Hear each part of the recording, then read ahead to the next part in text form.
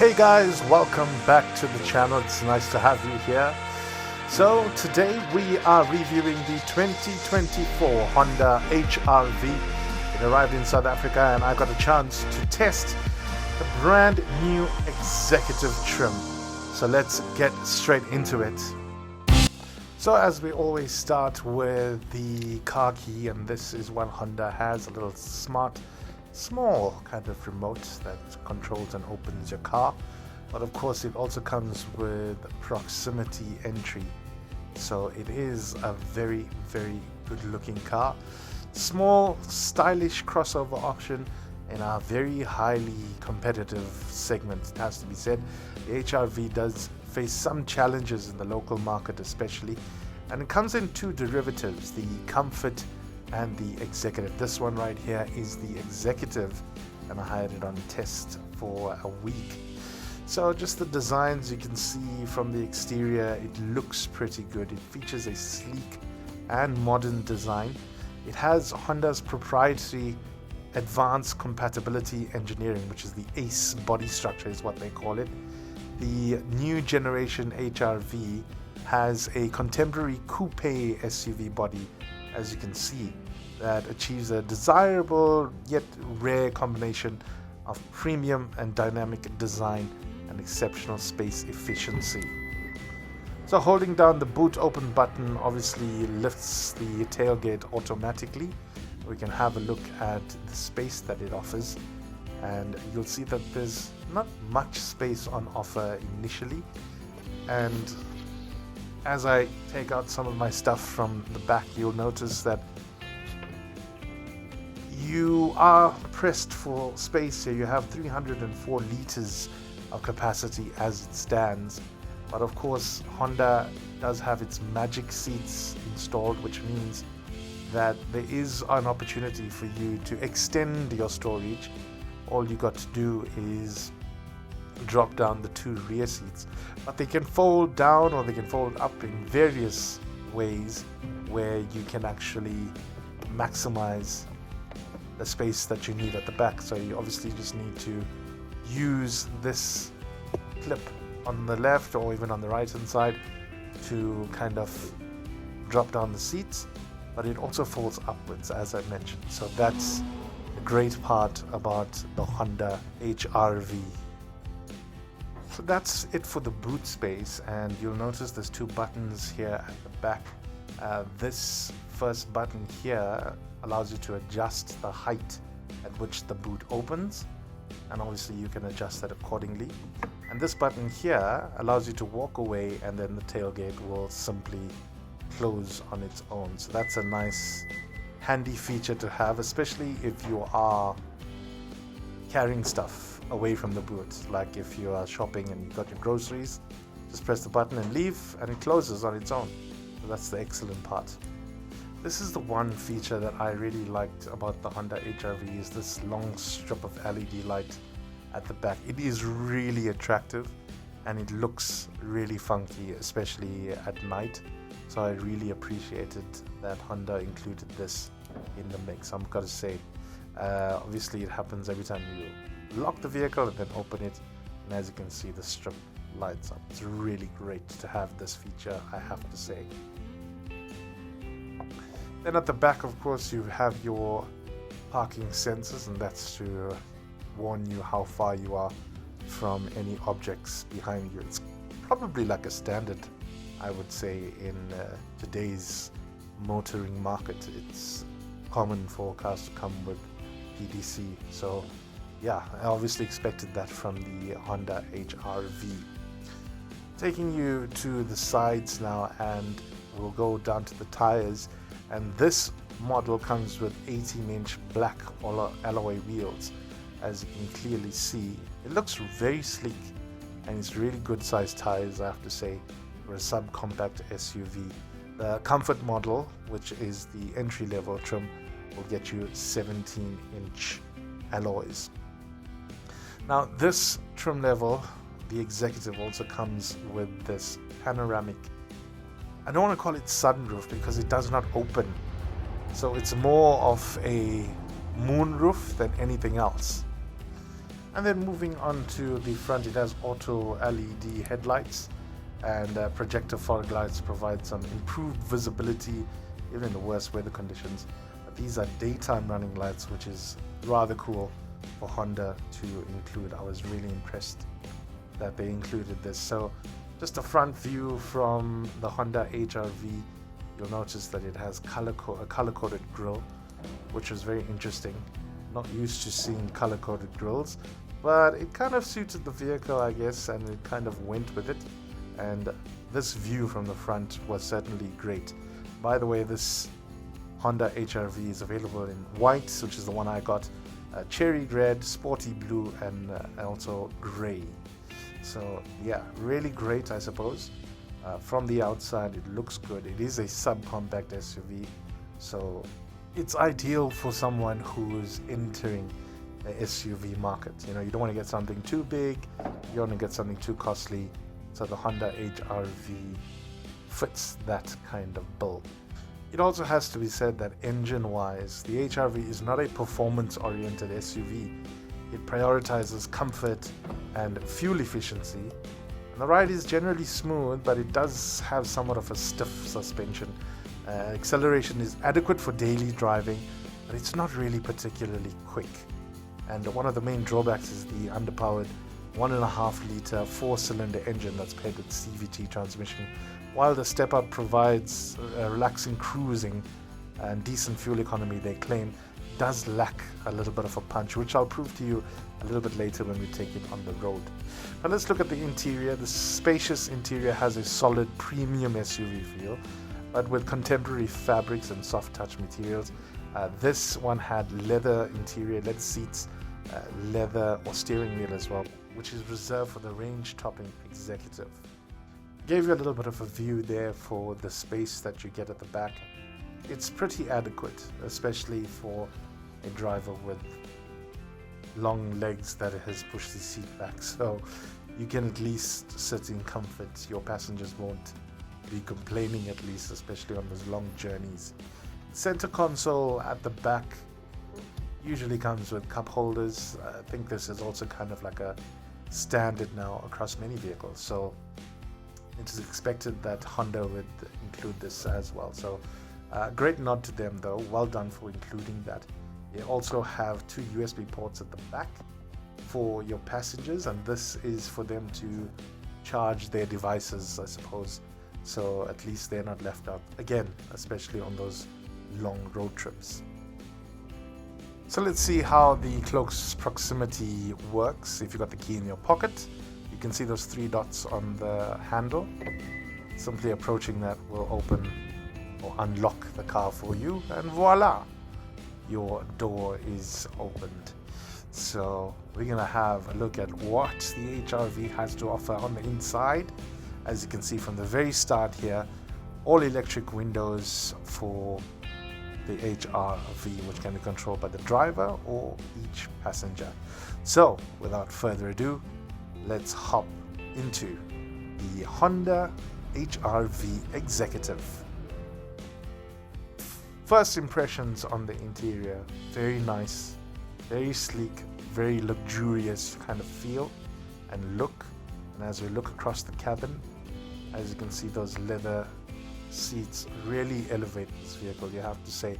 And for a subcompact, you wouldn't expect leather interior, but Honda does well to deliver that. Soft touch materials across the front and a very neat cabin.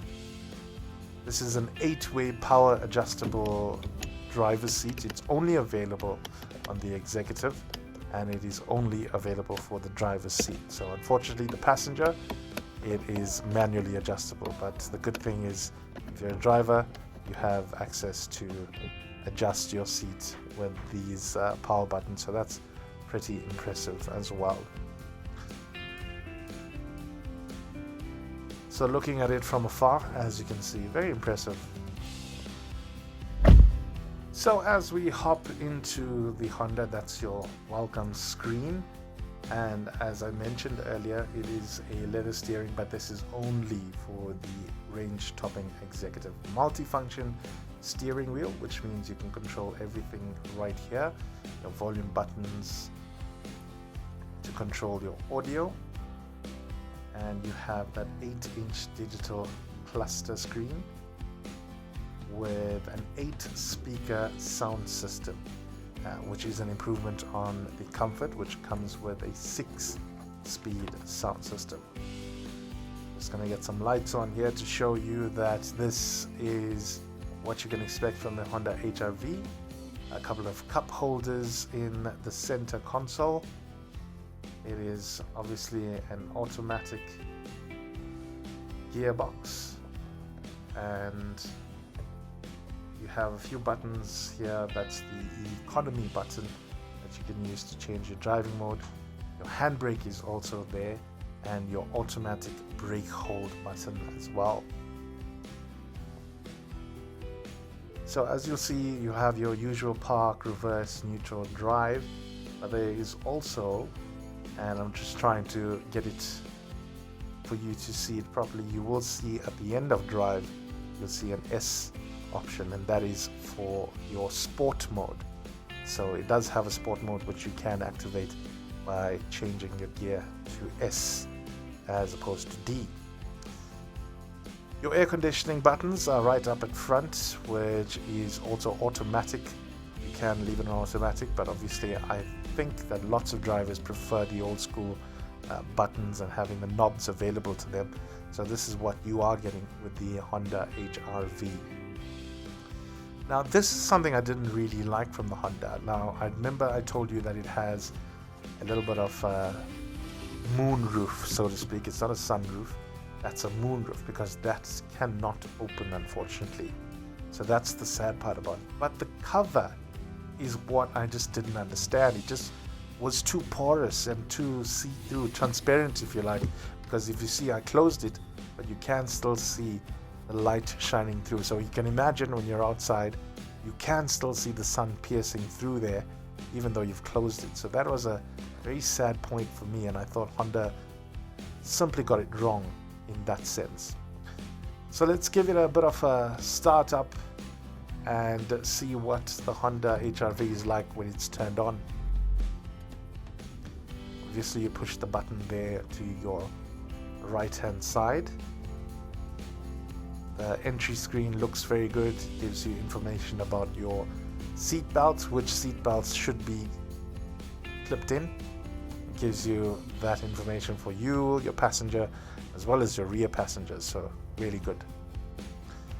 Your controls are on the left here. They're automatic lights that you can add. Remember I told you it was daytime running. If you have it on auto, those daytime running lights will stay on, but of course you have the option as well to have them turned off if you like, or switched on whenever you want them. In terms of your windscreen wipers, they are also automatic. You can they are rain censored windscreen wipers, so which means those wipers will come on as soon as it feels some moisture on the glass. So this button here is used to change your source of entertainment. Those is to change the music that you'd like to hear, and there's various other options that you can use on the steering wheel. Adaptive cruise control is standard on this one, and of course you can use these buttons here to kind of navigate between it, set the speed limit that you'd like, and then increase or decrease it as you wish.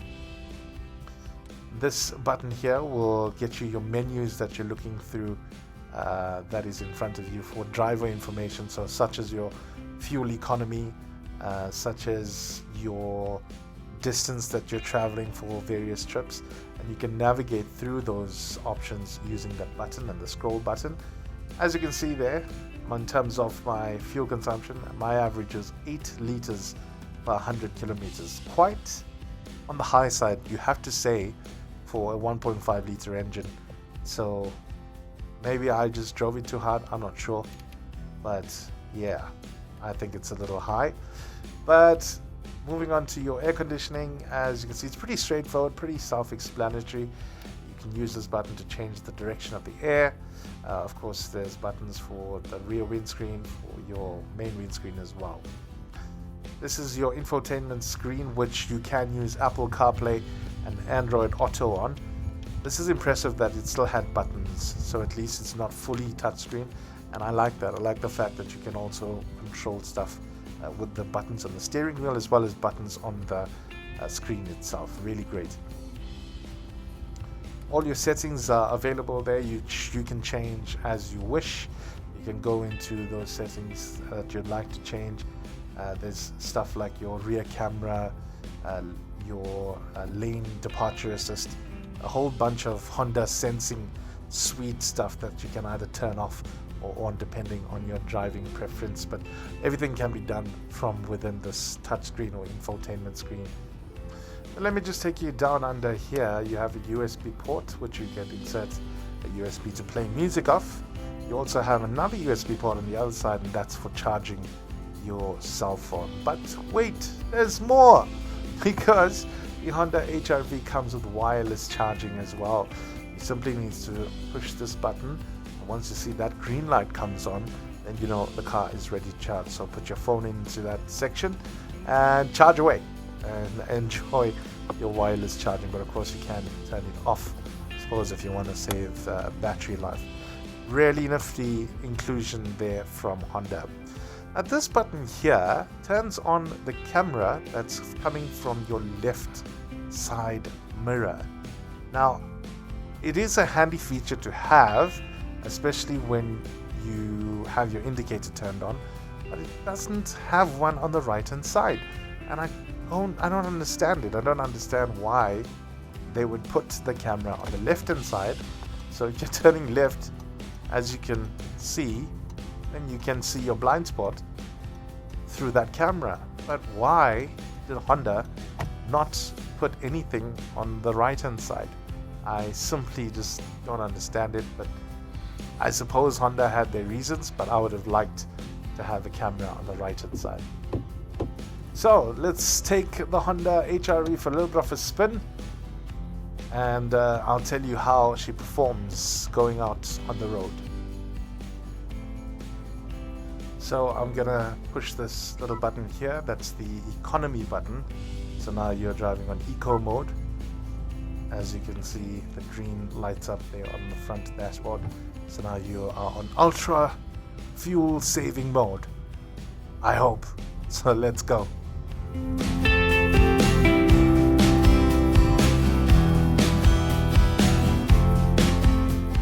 So let's head out, and remember to keep your ear out for the straining of the gears and the sluggishness of the car to actually change gears and change it quickly. So let's go.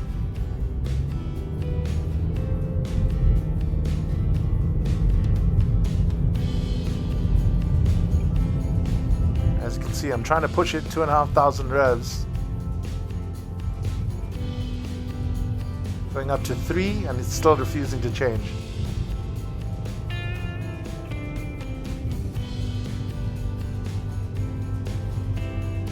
Remember, this is me pushing it uphill, and I had to let go of the accelerator for it to kind of change a gear and then start again. And then you can hear the groan of the engine once more.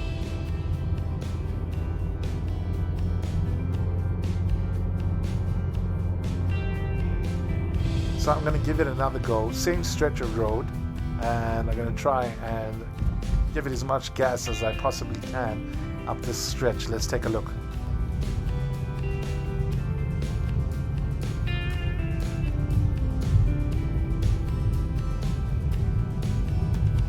Very sluggish, as you can see, to climb the hill. Staying on 60. Now you can hear me pushing it beyond 300 revs. Going on to 3,000, sorry. Going on to 4,000. Still not changing. 4,500. Still no change. Almost on 5,000. Still no change of the gear. By now I'm doing 100 Ks. And again, I had to let go of the accelerator to allow the gear to change, which I have found was a little bit on the annoying side, and probably one of the major downfalls of this particular Honda HR-V Executive.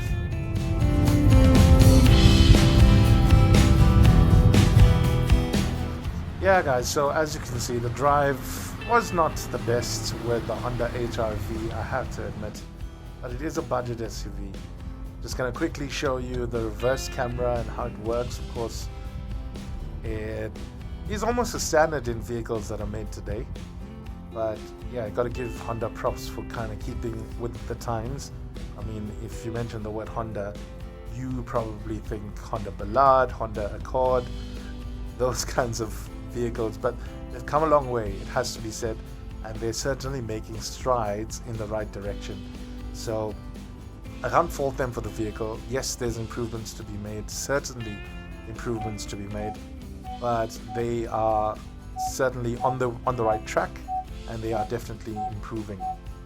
So there we go. That noise there is the PDC obviously telling you that you are too close to the wall in the back. So nifty to have, especially if you are a horrible driver.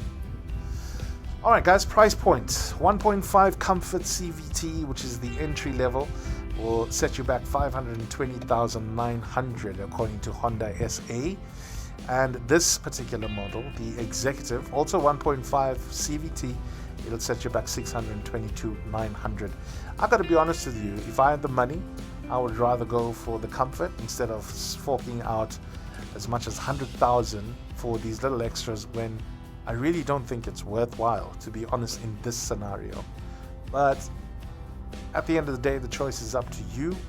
Honda certainly has made this with budget restrictions in mind, but they do come with some good after sales. The warranty on this has 5 years and 200,000 Ks, and the service plan comes with a 4-year 60,000 K, and the service intervals are obviously 15,000 kilometers per service. Now, just a note on the fuel efficiency. Now, Honda reckons that you can get 6 liters per 100 Ks on this HR-V, which I have to disagree with because I did test it myself and we got nothing short of 8 liters per 100 Ks. And I am a relatively easy driver, a relatively economical driver, and it didn't stay anywhere near 6 liters per 100 Ks for myself. It has a 40 liter tank, as I mentioned a little bit earlier, and at the moment, if you take our petrol prices into consideration, 23 Rand 26 per liter gets you the full tank on this car from scratch, that is. It'll cost you around 930 Rand to fill the tank from the beginning. So in that sense, it is economical, but it's not economical in terms of driving it.